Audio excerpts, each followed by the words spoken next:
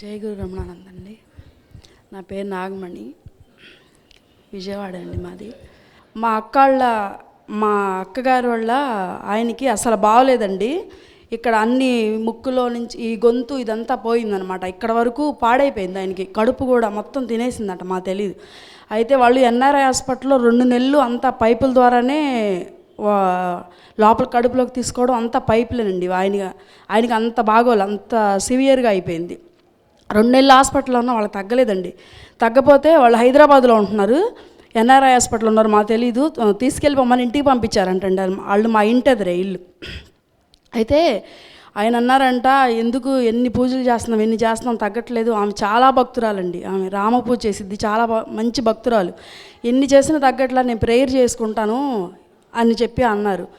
అంటే అప్పుడు మా అక్క నా దగ్గరికి వచ్చి, అమ్మాయి మీ బావ ఇలా అంటున్నారు, ఇది కనుక బాబావారు తగ్గిస్తే మనం బాబాలో మనలోనే ఉంచుకోవచ్చు, లేకపోతే ఇలా వేరే మతంలోకి ఇలా వెళ్ళిపోతానంటున్నారు అని చెప్పింది.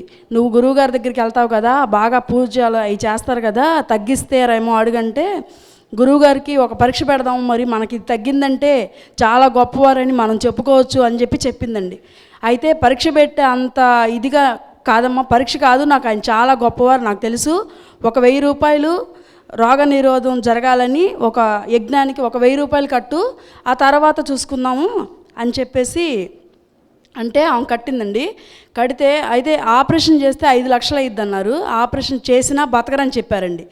అయితే ఇప్పుడు ఆమె ఏం తేల్చుకోలేక సరేలేని అలాంటి మనిషిని ఇంటికాడ వదిలేసి ఆమె హోమం కట్టి హోమంలో కూర్చుని వచ్చిందండి. తర్వాత ఆపరేషన్ లేకుండా స్వామివారు ఎర్ర పంచి కట్టుకొని స్వామివారు ఇంటికి వచ్చి బయటికి పిలిచి ఆయన్ని ఒక బల్ల మీద పడుకోబెట్టి ఇలా శక్తిపాతం చేశారండి.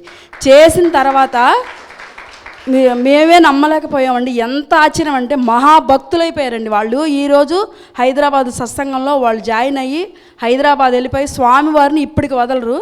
ఆపరేషన్ లేకుండా పొలం అమ్ముకుని వాళ్ళు డబ్బులు ఇవ్వాల్సి వచ్చేదండి. ఆ పొలం ఉంది, ఆపరేషన్ లేకుండా ఆయనకి తగ్గిపోయింది. ఈరోజు బావగారు బాగున్నారా అంటే, మనకి గురువుగారు ఉన్నారు, బాబా ఉన్నారు, మనకేంటి అంటారండి. ఇంత గొప్ప అనుభవం కలిగించిన మన మహర్షి వారికి, ఇంతటి గురువు గారికి దగ్గరికి వచ్చినందుకు చాలా సంతోషంగా ధన్యవాదాలు తెలియజేసుకుంటున్నాను.